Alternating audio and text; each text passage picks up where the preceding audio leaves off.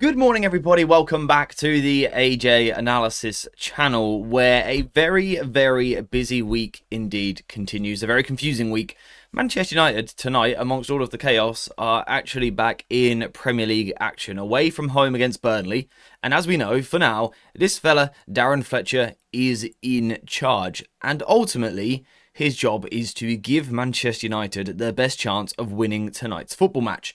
To do that, though, and to figure out what the best approach actually is, I need some help from you guys in the live chat today. What we need to do is go through a Manchester United starting 11 and figure out who's going to be starting, who's going to be playing where, what will the shape be, and then also take a look at what you guys want to see in terms of the style and the way that we play. The approach you want Manchester United to take to the game is just as important as the shape and the formation.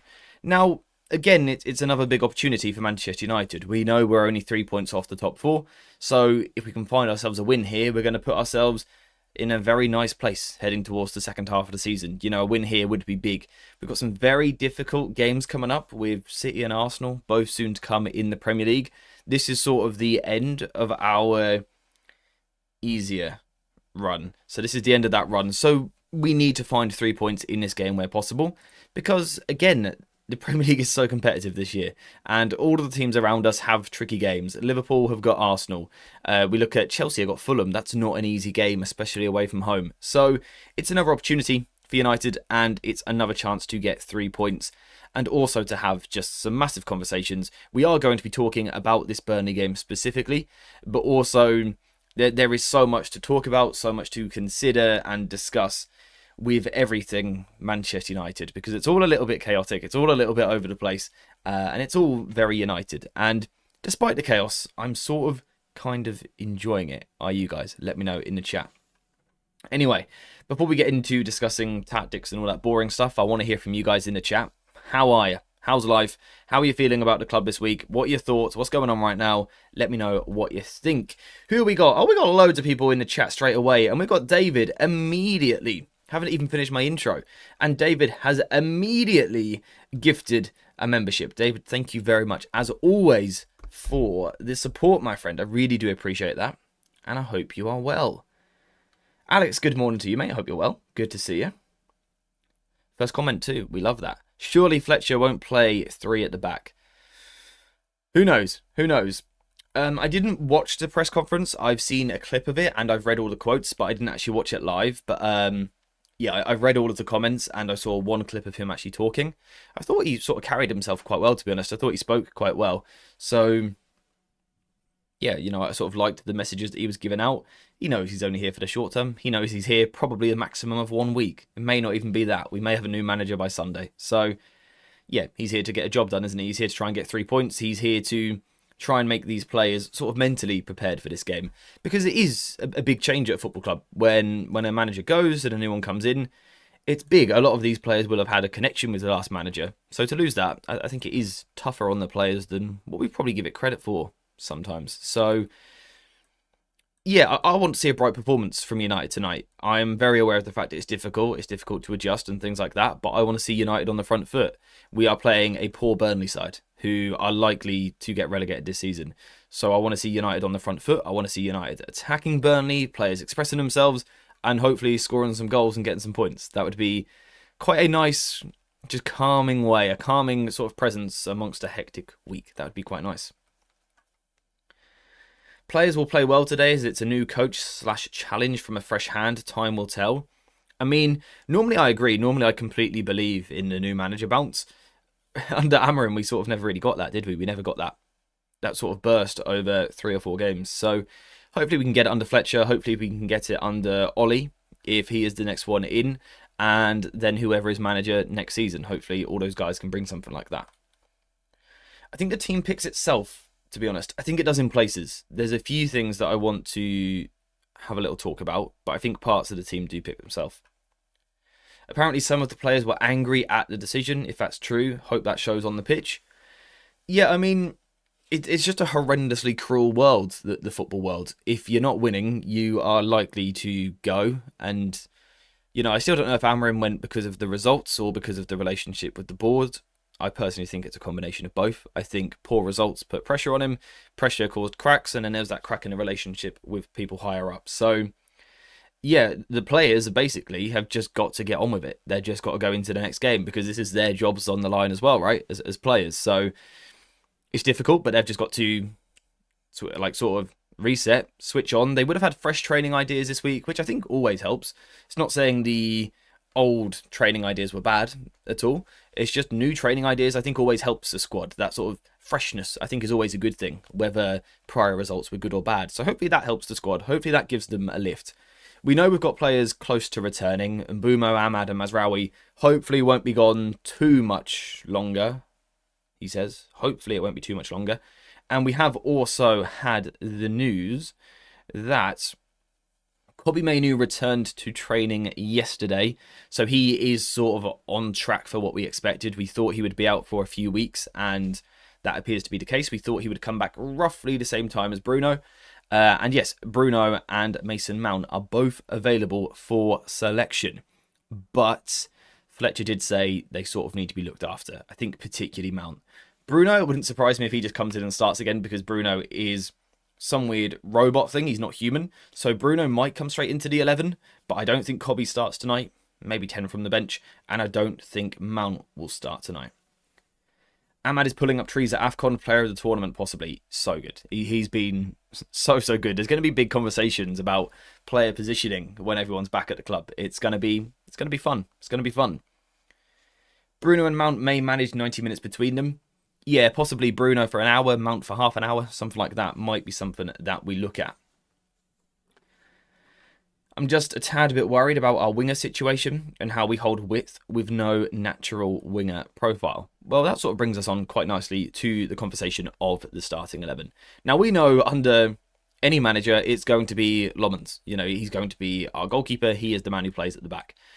In front of him, I'm anticipating a back four tonight. A back three is possible if if Fletcher chooses to sort of in the short term play the players in a system they know. You know, they've played largely a 3-4-3 for 14 months. If you're only here for one game, it's sort of kind of easy to put a team in a back three because they know the system. But I'm still expecting a back four. I'm expecting a back four. And, you know, that's what I want to see. This is what I want to see. I want to see as many forwards on the pitch as possible. So in terms of the back four, I think, as Alex said there, I think in a back four, Lisandro Martinez picks himself at the moment. I think he's been good since returning from injury. He's been the captain the last couple of times out. So I would imagine he will play. And in a four, I think Shaw starts. I think he starts. I think he's our only absolute guaranteed natural left back who's a senior. Of course, we've got Dorgu. But Dorgu feels a bit more of like an in-between player. He could be a wing-back. He's played right wing recently. He can be a full-back. But I think if it's a back four, Shaw makes more sense. Maybe we'll see Dorgu somewhere higher up the pitch. But I think he makes sense for this position on the left. The rest of the back four, if it is to be a four, well, it's basically heaven versus Euro, I would say, for this position here. Delict probably still not back yet. Harry Maguire not back yet either. Not sure what's going on with those two, but hopefully they return at some point. And then on the right, it's probably Dalot versus Dorgu, which I think Dalot is always going to edge that battle because he's naturally a right back. So I think the conversation in the back four is this one here. What do we think? What do we think? The run we just went on was terrible. I remember we were looking at it beforehand, thinking we'd win 5 in a row at some point. Yeah, it's not been good enough for United this season. We know that. It's not been good enough for a long time, to be honest. Now, I don't think it's been catastrophic. We know our league position is quite strong, which means we're not too far away from being great. The concern I've got, and, you know, this is my cautious mind on for a moment. I like to be optimistic, but something I'm a little bit concerned about is we've just come through our easy run, or we're about to finish it, and, you know, we're only 4 points above 14th. That's what worries me a little bit. City and Arsenal are very difficult games. We could easily lose 2 in a row there. So it is possible for United to quickly sort of drop a little bit and fall down to 10th. I think that's very possible. And I don't necessarily think that would be a reflection of Fletcher or the next manager or of Amorim even. It's just, I don't think we have capitalised on the opportunity that was there for us. We should have beat Leeds. That's the game you have to win. You have to beat Wolves. So we should be 4 points higher than what we are right now, and we've failed to do that. So we've missed an opportunity there.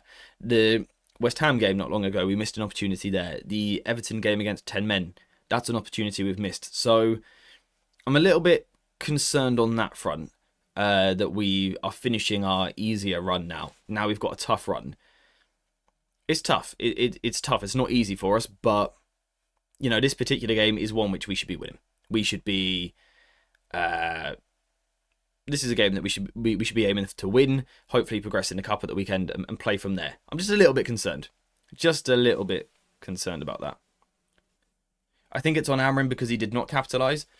Yeah, I mean, I think he certainly had a part to play in it. I think Amram had tactical flaws. I actually didn't mind Amram in terms of his press conferences. I think he was quite charismatic and all of that stuff. But I think we can all acknowledge there were tactical flaws. He also did some things good. I think the conditioning of the squad has been quite good. I think the physicality of the squad is much improved from the past. But there were also flaws in the way that we set up. We know that we struggle to sustain pressure in games and control games. So, yeah, and people are talking about with what squads. Yeah, that argument is fine for the last 2 games. But I think if we go a little bit further back, the Everton game, we were full strength there. West Ham, we were full strength there. We know that we were. So we've missed opportunities. But now we've got to put that behind us and we've got to focus on the future. And in the future, we need to get more points. We need to score more goals. We need to concede less. We need more points on the board. And Manchester United need to win football matches. It's as simple as that, always. United, as a football club, need to win matches. And I think tonight, if that is the intention, I think Heaven will be the man that starts as the right-sided centre-back. I think that's where we're at. Lenny Yoro, I don't think has done anything massively wrong. I think he's been a little bit exposed in the position that he's played recently. It hasn't suited him. He's going to get plenty of opportunities between now and the end of the season as well. But yeah, right now he's probably not in as good a form as what Heaven and Lisandro Martinez are. And if we're talking about trying to break a team down, Burnley likely to be quite passive tonight, the ball-playing ability of these two is something that you like. You know, these two getting on the ball, playing through pressure, breaking teams down. It's lovely. It's lovely. Anyway, shall we move a little bit further forward into the midfield? Now, we're not entirely sure what the situation is here. Realistically, you know, Casemiro is going to be in the conversation, always. Almost a guaranteed starter, I would say, tonight. There is Ugarte who could play alongside him. That's very possible. Kobe back in training, but I don't see him starting. I'd be surprised if that happens. So I don't think we'll see that. Is Fletcher the only other one? Bruno Fernandes, because as I said earlier, he's sort of a freak, Bruno, and I mean that in the nicest way possible. He recovers from injuries that he shouldn't be able to recover from so quickly. He is just, I don't know. I don't know what Bruno is. He's a legend in my eyes. Available for selection. Now, like I said, I don't think he'll play 90. I think that would be silly. I think that would be naive to rush him back too quickly. But maybe he's in contention for a start tonight? What do you guys think? Should we do a poll? Should Bruno start? Yeah, obviously Fletcher, I don't know if I'd put him there, but he's the other one who could come in. I don't see him starting in a double pivot. There's a chance he plays in a 10, depending on the fitness of Bruno, because we may not have too many options. Let's get this poll going. Bowser, good morning to you, my friend. How are ya? I honestly like the idea of us trying to work with a Yoro and Heaven centre-back partnership at some point. I think those two could actually be really interesting in the long term at this football club. The problem is, I think it's going to be difficult for them to form a partnership with Lisandro Martinez and De Ligt, because right now those two are ahead of them in the pecking order, I think. But I would like to see us try and do it at some point. Now, the problem is I quite like Yoro as a left centre-back, but I think that's where Heaven would want to play as well, so it probably goes like that. But sort of in the long term as a football club, I'd quite like to see us try and do this at some point. Maybe the FA Cup is a time to try that. I don't know. But I'd quite like to see those two given a spell together at some point. I just don't think it's very likely. I think it's going to be quite difficult for us to see that. But who knows? Who knows? It could be wrong. It could be wrong. The opportunity might open up at some point. but specifically Heaven right centre-back, Euro left centre-back, opposite foots. That would be really fun to watch. Is there a team in the world that's doing that right now? The left footer on the right footer on the left with their centre-backs? I actually don't know. It depends how fit Bruno is. It's easy to say yes, but we need to consider his fitness. Yeah, so what I'm sort of saying with that poll is, should we take the risk? Should we take the risk with Bruno? That's basically the question. It's very difficult for us to say because we don't know the extent of the injury. We don't know where he's at in terms of his recovery. Is he ready to play 60? Is he literally completely fine? I don't know. If we're unsure, I would like to see him looked after and protected and rested, to be honest, because we've got a long second half of the season ahead of us, right? A long second half of the season ahead of us. So we need Bruno for that. So look after him here if we have to. Would sort of be my message to Fletcher and the coach and stuff. Long-term Bruno is needed. No need to risk him. Exactly. For all the money they get, why aren't they all better with their bad foot? It's one of my biggest pet peeves in football is a player that can't play with both feet. Now, a lot of them can, right? But I always say this. I think instincts as a human are big. If you're naturally right-footed, I think you always prefer to use your right. Your left might be good, but your instinct, your habit is always going to be to use your right more. If you're left-footed, the opposite. So I think a lot of players can be more two-footed and should be more two-footed, but I also think there's always a natural comfort, right? I think that's natural. Just for the vibes, can you imagine Pep's face if Solskjaer is in a dugout for the derby game at Old Trafford? I think he's going to be. I think he's going to be. That's sort of my interpretation of the situation right now, and that would be a lot of fun. No Marcus Rashford and Martial this time, but I'm sure it's something we can try still. Amarim will go on to be a huge success in his next job. Yeah, I hope for him he gets that. I don't think we need to take the risk, in my opinion. Also, if Fletcher manages to make the same team better than Amarim did, it looks even worse on Amarim. Yeah, I think we've got to consider always the mindset as well. Right, I think naturally the players are going to feel a slight weight off their shoulders in some ways. They're going to also feel some pressure to perform. You know, I think there's a lot at play here. But I'm hoping to see just an attacking front-footed performance is what I want to see. So, are we sort of in the agreement that, you know, it's Lomans in goal, it's that back four. I don't really see much contention there. You know, Yoro could come in potentially, but I don't think so. It's then Casemiro and Ugarte. Do we believe that? And then it's Bruno or Fletcher. Are we sort of on track there? Do we agree? Are we on the same page with that? Thoughts? Now, the only question I do want to raise is there any world where, for the sake of getting a more front-footed player on the pitch, for getting a more attacking player, is there any sort of world where, you know, Bruno maybe drops into the double pivot with Casemiro, Fletcher ahead, or maybe Fletcher drops deeper, Bruno higher? Is there any world where that happens? Or are we confident that it will be Ugarte, Casemiro? What do we think? If Bruno or Mount are fit, the 3-4-3 would make sense.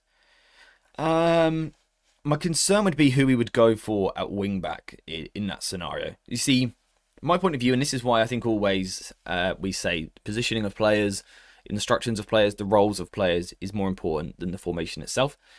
But also the characteristics you've got on the pitch. In my opinion, this is a game, I would have said it under Amarim, and I will say it under the next manager. This isn't a game where we need 5 defenders on the pitch. We don't. If we've got attackers in the squad, whether they're young or experienced, if we've got attackers, this is a game where we should be looking to use several of them, right? We don't need loads of defensive players. So I don't want to see 3 centre-backs and 2 full-backs, or 2 centre-backs and 3 full-backs in an ideal world.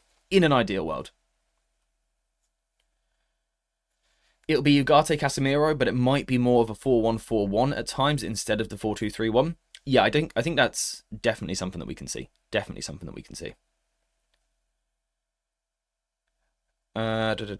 we only have one option, a 4-2-3-1, because Mount and Fernandes will not last. Yeah, I think it's one of them starts and maybe gets subbed for the other, in which case it'd be Bruno starting. Maybe Mount or Cobby coming on a little bit later. We will have 5 defenders. Dorgu will be a right winger as he is defender. Yeah, that's a fair shout. Yep, that's a fair point. At that point, it's about, you know, sort of how they are asked to play. I also think a lot of the time it's with, when we talk about the shape, Purely in terms of formation, I think it has a bigger impact off the ball than it does on the ball. Because we saw under Amarim, sometimes we would play with, on paper, a back five. We'd see, Dorgu, Shaw, De Ligt, Yoro, Dallo, for example. Let's just say that as an example. So we would see, in theory, 5 defenders, but one of those wing-backs in certain games would play much higher, and off the ball it was actually more of a 4-4-2, which allowed us to be a bit more aggressive. The problem was in those games where we kept one of them back and were more defensive. Now, you can do that in any formation. It's about, again, the intentions. Do you want to be on the front foot, or do you want to be cautious and passive? The formation isn't the most important thing. It's the mindset, the intentions, the style that you look to approach the game with. Now, for this one, I would love to see United put out a super attacking starting 11. I would love to see that. Loads of forwards on the pitch, loads of creative midfielders, sure. But we know we don't really have that right now. So it's going to be a back four like that. I think it will be a double pivot like that. And I think it will be Bruno from the start in this position just because he's bonkers. How about the front three? Now, we've got a few different options. We've got Benjamin Sesko. Sort of makes sense. He's a striker. Makes sense to play him in the front three. We've also got Xerxes, who could play in this sort of role.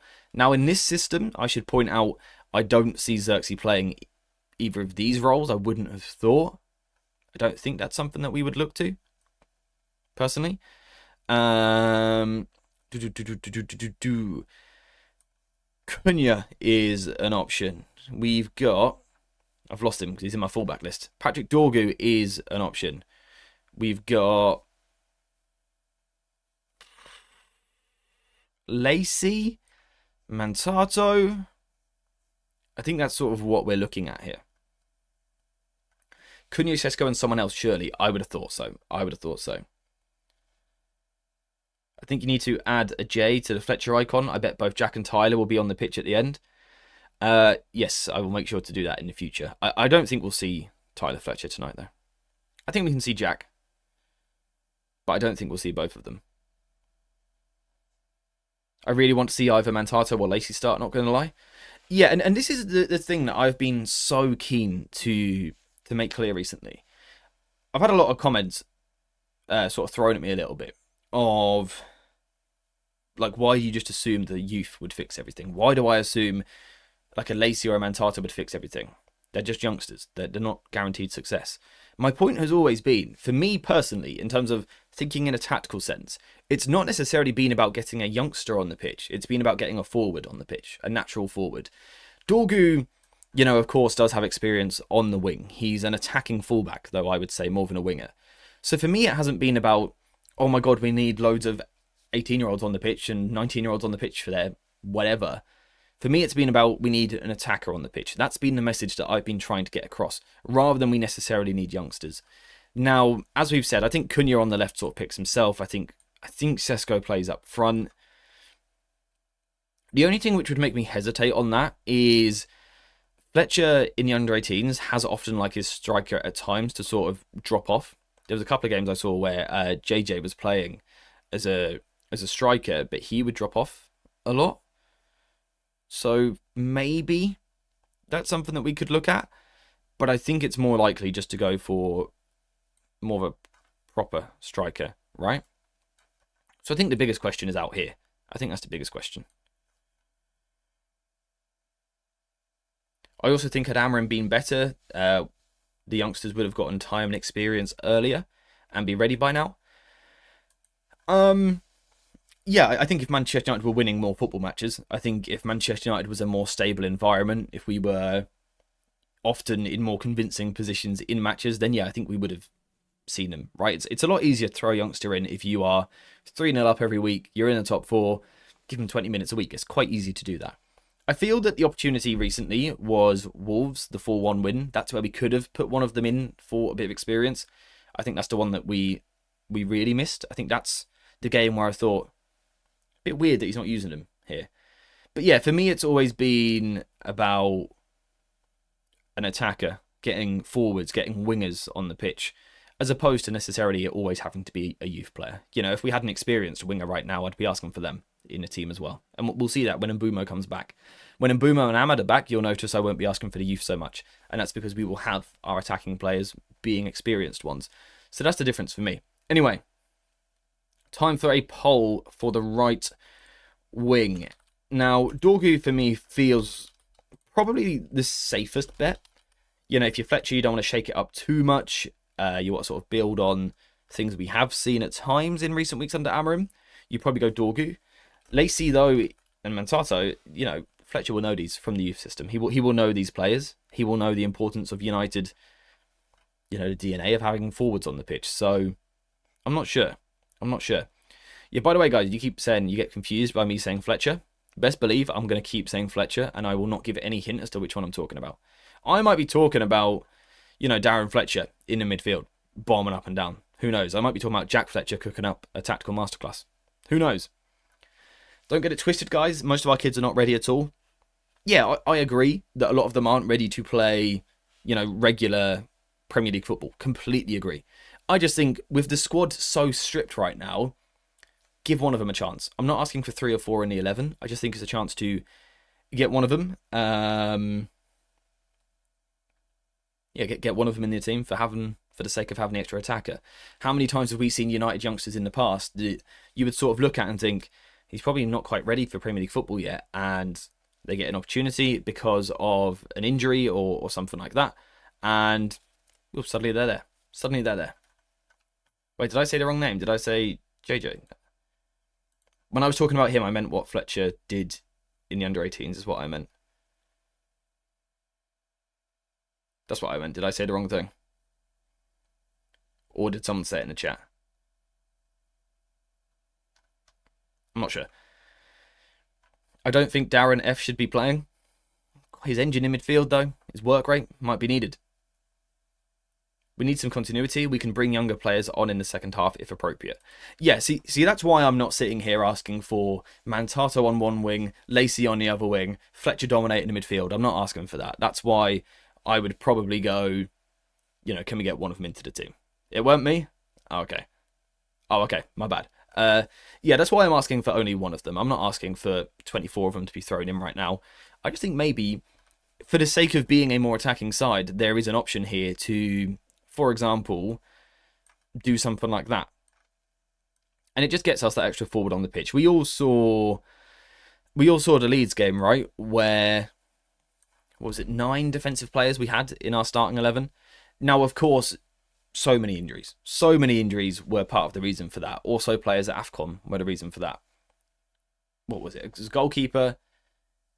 It was like 4 fullbacks, 3 centre-backs, whatever it was. It was all rather confused. But it was a lot of defensive-minded players on the pitch.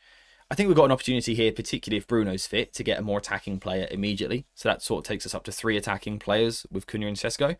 And I just think if we can, if Lacey is even close to being ready for senior football, give him a game. Give him a game. I'm not asking him to start every week, but for this week, give him a game, give him an opportunity to shine and see what he can do. That's, you know, 4 attacking players on the pitch. The other day we had 2. And for me, that's progress. That's an improvement. That's what I'd be looking at. Hopefully our 3 players should be back soon.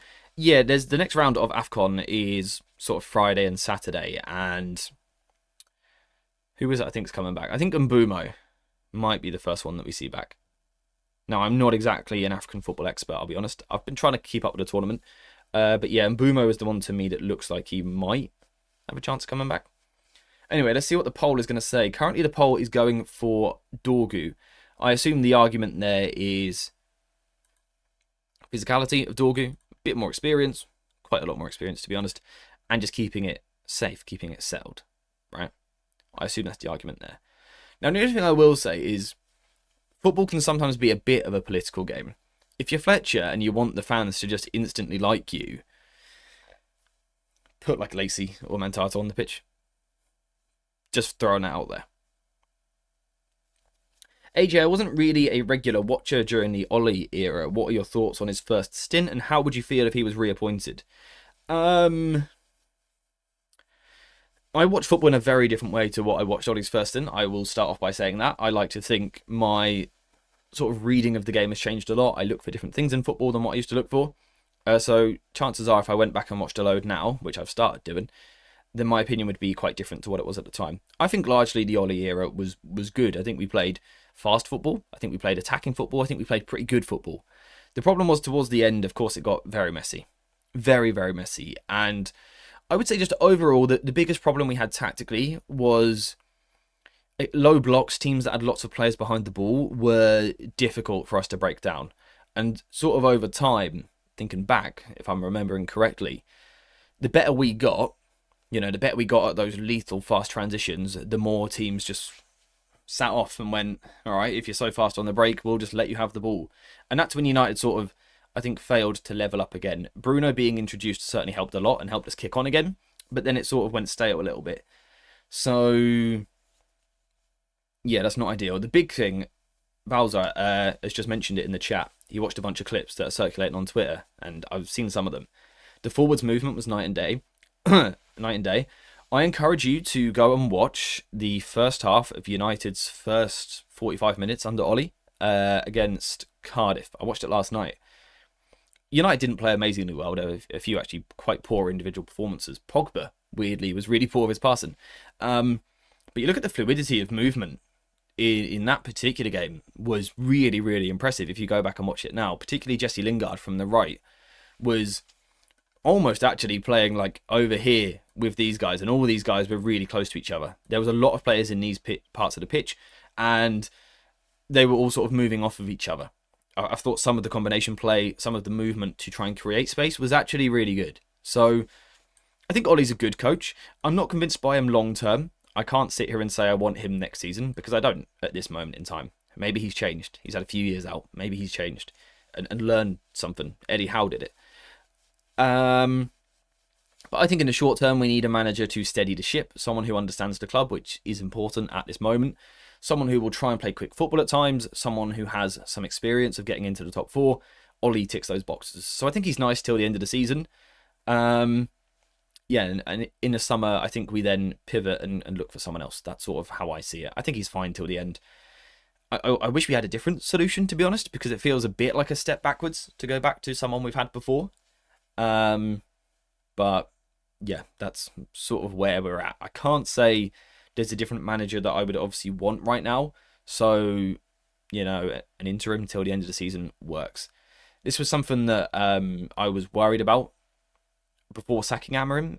I was always asked if I was Amorim out, and I wasn't a fan of him, to be honest. Not certainly by sort of the end of last season. But my concern always was I wasn't sure who I wanted to replace him with. And that's why I was always hesitant to really go, get him gone. Because you've got to know your replacement if you want to do that, right? So that's why I hesitated.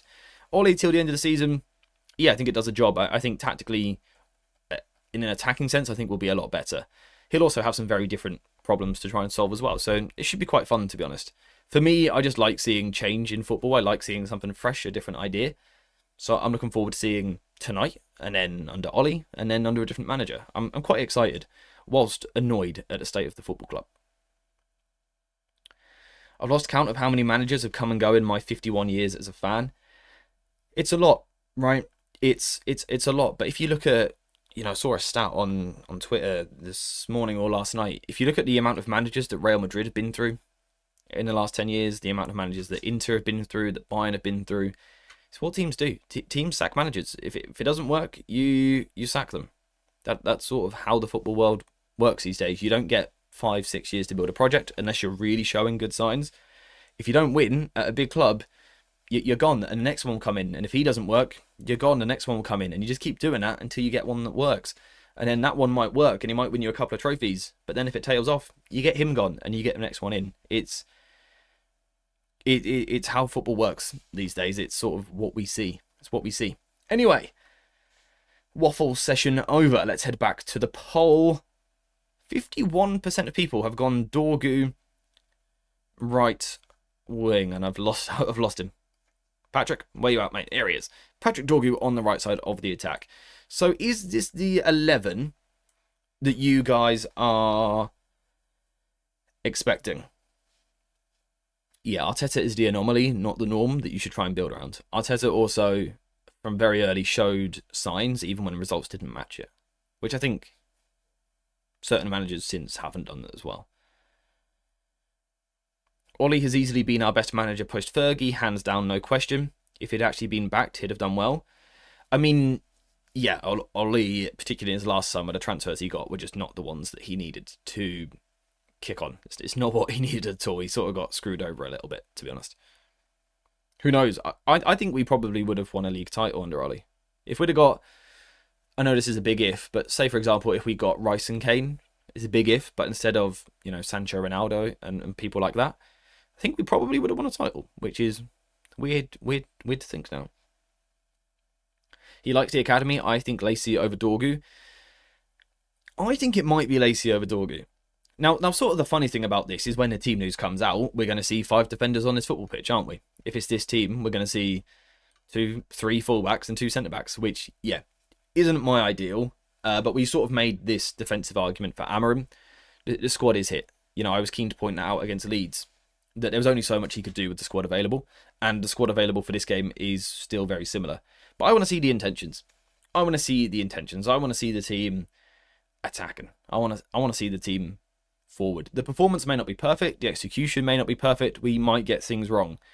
But I want us to play forward. I want us to play fast. I want us to press. I want us to want the ball. Want to play, want to attack. That's what I'm looking for. Ollie wanted Rice, Haaland and Bellingham. Yeah.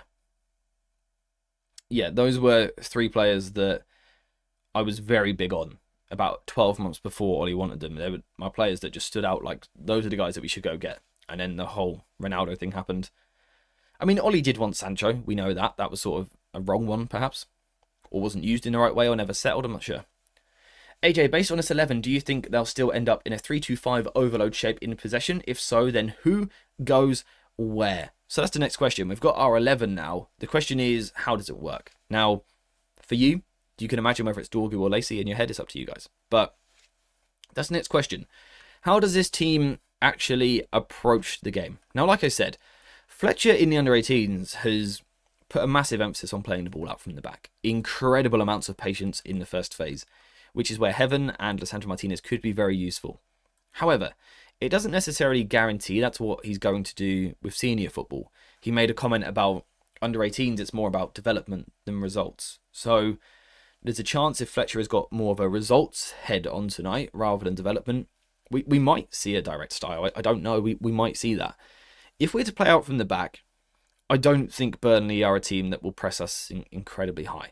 Now, I haven't watched a lot of them. It's been a very busy week. But I did see some of their game against Brighton recently, and they just didn't press at all. Burnley had no interest in getting any pressure at all on the ball.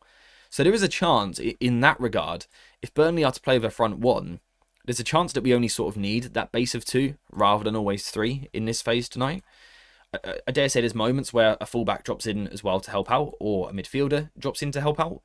But I don't know that we need to see a constant rigid back 3 tonight, because I think we'll get the ball. I think we'll have that chance to sort of move past this front line quite easily. Like I said, the other day, Burnley was so passive. Brozier basically spent the game on a midfielder. He didn't go near the centre-backs. So if we see that, then yeah, United should be looking at dominating the ball and sort of playing through Burnley. And that might be the job for tonight. Maybe it's different because we're away from home rather than at home. Maybe Burnley, being a home side, want to play forward a bit more. I'm not sure. Ollie's mistake was switching to playing on the front foot and sitting on the halfway line. The squad wasn't ready for that at that moment. Yeah, and that's probably where his ideas probably didn't evolve enough at the time, and also he probably didn't quite get the backing with the squad. When should we start focusing on signing new fullbacks? For me, it's not close to our priority just yet. Maybe depending on Shaw's future, if he's one that we go, you know what, we don't trust him to stay fit, so we sell him, then you need a left back. But on the right, any manager will come in, look at Dalot and Mazraoui and go, we're okay there. It's not world beating, but we are very okay there. Dalot is much better in this position than he is as a wing back. He's very capable here. Mazraoui is also a great player. We've seen that. So I don't think we will prioritise fullback unless we look at Shaw and go, don't trust him, sell him, and then we might get someone on the left. But I don't see it being an immediate focus just yet, personally. I think there's so many other holes that we've got to look at. Another consideration, Fletcher was an architect of the 4-2-4 that Ten Hag used in the FA Cup final. If he did that, could it be Xerxes comes on for Ugarte / Casemiro if game state needs it? Well, this was something that I covered a few months ago, talking about the under-18s. Something that we often saw was, it was on paper sort of a 4-2-3-1 shape, but the 10 could often sort of pin himself a little bit higher. He would often actually go and play almost as a front two, and then look to almost attach yourself to a defender before moving away from them, in the hope that that's how you create space. So if it is Bruno tonight, if it is Fletcher tonight, whoever it is, there is that chance that United look for that we look for, one of these players playing quite high, almost in a front two at times, and then looking to sort of attach and draw Burnley defenders out to get the space. That's very possible. On that front, there is a chance if Bruno isn't fit tonight and he doesn't want to play Fletcher doesn't want to play Fletcher, not Tyler Fletcher, Jack Fletcher, not played by Darren Fletcher, then Cunha could go into the 10, and that's maybe when we see... I've lost him again. I've completely lost him. Hang on. I'm looking for a player. He's on the side here, and I'm gonna... There he is. Like, Mantato could come on the left if Bruno's unavailable for this game. This was something I've considered, that we might do something like that. Don't know what you guys think. But I think there will be moments where a midfielder is pushed higher, almost as a front two, before then coming back deeper again. I just wonder what's going to happen with the transfer window. I mean, based on what I've read, it seems as though we're not really going to be doing an awful lot. It doesn't look like we're going to be doing a lot of business.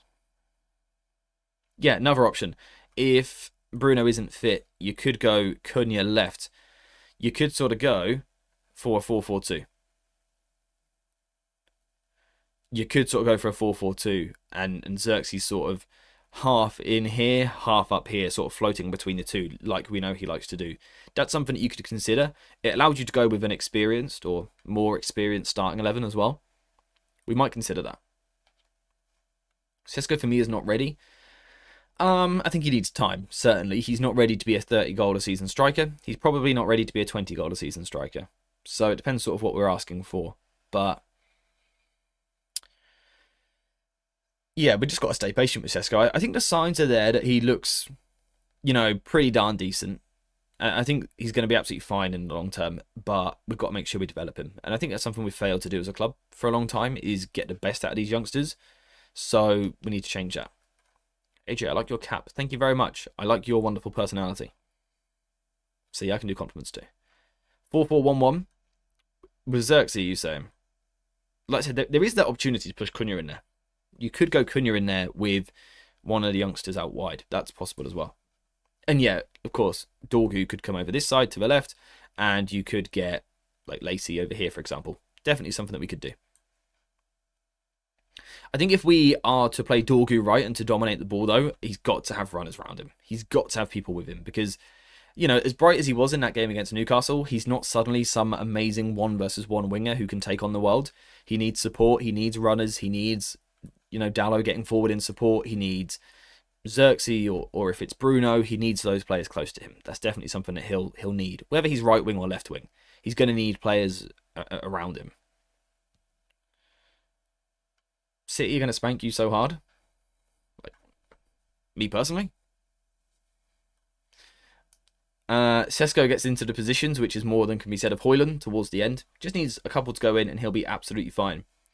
Yeah, I think Sesko also needs, coaching and refinement. I think there are things that he gets wrong as well. I think his movement in the box was sort of something that I think is really potentially a massive strength of his, but it's just small things that he doesn't quite get right. He needs a coach to help him. Ollie could be very nice for that. Young striker. Learn the trait of being a bagsman. Ollie might be quite useful for that if he comes into the club. Dorgu is a runner himself is the issue, so you want people who are going to provide counter movements, but it's hard to do. Yeah, and I think that's something that I would say we lacked under Amorim, especially. Partly because of personnel in the squad, with the current squad as well. The current players fit. But I just don't think it was a big part of our game under Amarim. Those counter movements, this player goes behind, so this one comes to, or this one spins wide, so this one spins inside, things like that.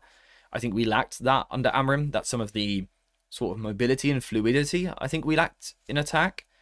And sort of what I was commenting on with Ollie's first 45 minutes against Cardiff. There was so many counter movements to help these players sort of free themselves up. I think you're right. I think Dorgu needs that. I think he needs, in a moment, to be able to come towards the ball to shield and protect. But also, he is that good sort of running outlet off the ball. We saw that, particularly at wing-back, how he can get him behind. He needs people to blend with that.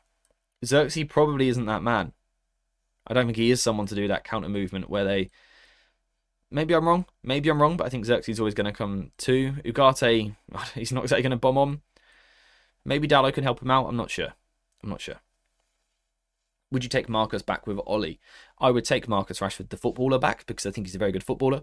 But on a personal level, I think for his own sake, he should just stay away. It ended in such a sort of toxic manner. Fans have always been sort of against Rashford. The media in England has always hated Rashford. So if I was Rashford, I'm staying in Barcelona. I'm staying in sunny Barcelona and scoring goals and winning trophies is what I would do. When Ahmad and Mbeumo come back, I'm not sure who gets dropped from the squad. Ahmad has been class for the past few months. I mean, first of all, yeah, that's going to be a conversation that we have to have. Ahmad and Mbeumo, who's it going to be? I don't know. Ahmad, to me, at the moment, is the more informed player, the more exciting player. I think there's this wonderful thing called squad depth as well, though, right? We look at Manchester City. They've got Doku on the wing, who's been amazing this season. And then they go and sign Semenyo. That's insane. They've got Cherky, they've got Foden, they've got Bernardo Silva, who often plays in attack. They've got Savio. And for other clubs, it seems to be fine to have squad depth. When it comes to United, it's like, we're not allowed to do this. We can't have two players in one position. But on top of that, I think there's room for flexibility. And Mbeumo could go and do a job up front. He done it for Brentford. It's not his best role, but maybe he could play there for a bit. One of them could come and play on the left-hand side. That's something that we could see. Or we could see us going into a two-striker system with Mbeumo coming into the front line, Ahmad out here. That's possible. I said Mbeumo or Ahmad could come over here. I don't know, is there a world where Bruno goes deep and Ahmad comes in here? I don't know, but I think there's room to be flexible. And like you said, that's why we need Europe.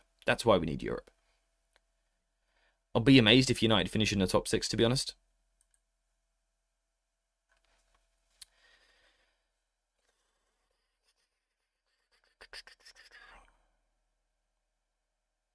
I think we were top 6.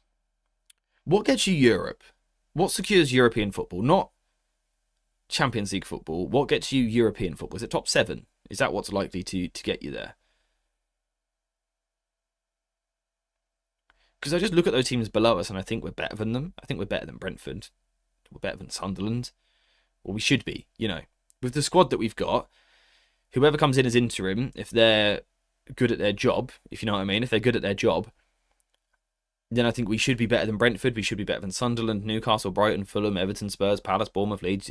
You know, I think we should be better than all of those. So for me, it should be very achievable still. The fixture run coming up is nasty. Like I said, we've just had our easy run. The thing is, though, we've only played 20 games, so there's half a season to go. So statistically, we have to play everyone again pretty much, apart from Wolves, which isn't ideal because they're at the bottom. But, you know, we're going to play Leeds twice this half of the season. Granted, the first one didn't go great, but, you know, we're going to play Burnley today in the second half of the season. We're going to play West Ham again. We're going to play Forest again. We're going to play Leeds again. These teams near the bottom. So the immediate run may not be delightful for us, but realistically, we're going to play 18 games, so we're going to face everyone. So we just got to beat them. Tricky away games in there, of course. If it's to be Ollie, though, maybe away from home and some big games might help us a little bit. I'm not sure. I think we're better than Chelsea as well, to be honest. I think we have every possibility to be honest. Like, absolutely. Honestly, I think with this squad and ditching a back three, 4th spot is there for the taking. Yeah, I think it is. I've said that from long before the season started. I said top 4, if we're being ambitious, should be the target. Top 6 is the requirement. You know, I know we finished 15th last year, but no one thinks this is a 15th place squad. No one thinks that. Not if you're being honest with yourself. We play less games than everyone else. We're a lot fresher than everyone else. So we've missed a lot of opportunities in the first half of the season, especially in December. But it's such a competitive league this year. It's nice and tight, right? So we haven't been amazing, and we're 3 points off the top four. We are, we're joint with Chelsea. We're 3 points off Liverpool. We're ahead of Newcastle. We're ahead of Spurs. We're in a really nice place in terms of the table. Difficult games coming up, but at some point we'll get a nice break again. We'll get a nice run again. So we just got to make sure second half of the season, when those opportunities come, we take them. It's pretty simple as that, which is why I am completely of the opinion this is not a write-off season. It cannot be a season that we write off. Last year we basically went, screw the Premier League, I want to win the Europa League. Nearly worked, to be fair, but it fell apart, didn't finish 15th for no reason. We can't do that this season. There is no excuse for that this season. We're halfway through the season, we're 3 points off top four. The target is top four, and maybe we fall just below that, but this isn't a throwaway season where we accept 10th. No chance. If we finish outside the top 8 this season, then whoever it is that comes in, Ollie or whoever, has failed. Simple as that, in my opinion. They've failed to do their job. So I think there's every reason for us to still finish high, and if we don't, it's a failure. Simple as that. Simple as that. We'll finish in the top 4. I sure hope so. I'd love to see Champions League football back. But we need European football in some capacity. Like you said, to keep the likes of Mbeumo and Ahmad happy. We're going to sign players in the summer. We need the minutes to be able to rotate between different players. Next season we're going to need to keep Mason Mount happy if Bruno's still here and we're playing a 4-2-3-1. They're battling for the same spot. So, yeah, we need Europe. We need Europe. Amorim has failed. Last season, absolutely. We finished 15th, which is unforgivable. Table-wise this year, he hasn't. He's put us in a good spot in the table. But perhaps performance-wise and long-term projection, yeah, maybe he did. I'm not going to get involved in that debate today just because the comment section recently seems to think I sacked Amorim, which I'd like to confirm I didn't. Would top 5 secure Champions League? I don't actually know this year, to be honest with you. I think it does again, but I don't actually know. Beating City will be incredibly difficult, of course. Yeah. Liverpool will be difficult again. Villa will be difficult. Arsenal will be difficult. It's what it is, though, right? It's a difficult league. It's a difficult league. But we've got some seriously good players. Bruno Fernandes, sort of fit and ready to go second half of the season. Very soon we're going to have Mbeumo. We're going to have Ahmad. These are world beaters. We've got Cunha. These are world beating players. Sesko, a bright young striker. We've got experience in midfield. Casemiro is still good quality as well. We've got some quality in that backline. I think got a good team. Yeah, Chelsea's a bit of a mystery right now, to be honest. It's a bit of a mystery. Anyway, I think we should finish off with some predictions for tonight's game. I want to hear your scoreline. I want to hear your goal scorers and your sort of theme of the match, or the pattern of the match, or however you want to word it. How do you think the game's gonna play out? What sort of game are you expecting? Are you expecting United on top and dominating? Are you expecting United to be a fast attacking team? Do you think it's going to be a little bit cagey? What do we reckon? If we finish outside of Europe, Ineos have failed. Yep, also very true. Very true. If United don't finish in a European spot, Ineos have failed, and the managers who have taken charge this season have also failed. Simple as that. And the squad has failed. Everyone's failed if we don't get European football. There's no excuse for it. 5-1, I've seen this story before. I'm a believer. Yeah, I mean, Parky did point out that maybe we're saving that for next weekend. Well, should we just do it twice? Nice and easy. Let's have a look. 3-0 United, Cunha and Sesko. Is that a Cunha or a Sesko brace? What do we reckon? 2-1 United. I'm optimistic, not delusional. Rate that. 4-0 win. Cunha's definitely scoring. Big player for us right now. Big player. 2-0. 3-0. Sesko, Dorgu, Cunha, all first half goals. 3-0 at half time would be lovely. God, that would be the best half time I've ever seen in my life. 3-1 win. 2-1 Burnley. Oh, that is the reality filter, who's not a Manchester United fan. Quite clearly. 6-0 United, says Hawk. I like it. Is that Amorim as the fourth goal scorer? Sure, why not? 3-1 United, counter-attacking, open game. Yeah, I can see that. Burnley will sit back and try and hit us on the break, so it's an exercise of can you break us down, which we're not always amazing at. Not always amazing at, so it might make it tight. I think it's one of those nights, kind of like always, where the first goal's big. First goal's big. I think it'll be a struggle to break down the low blocks, so a conservative 1-0. 4-0, manager bounce, needed. 2-0, Cunha and Bruno, lovely.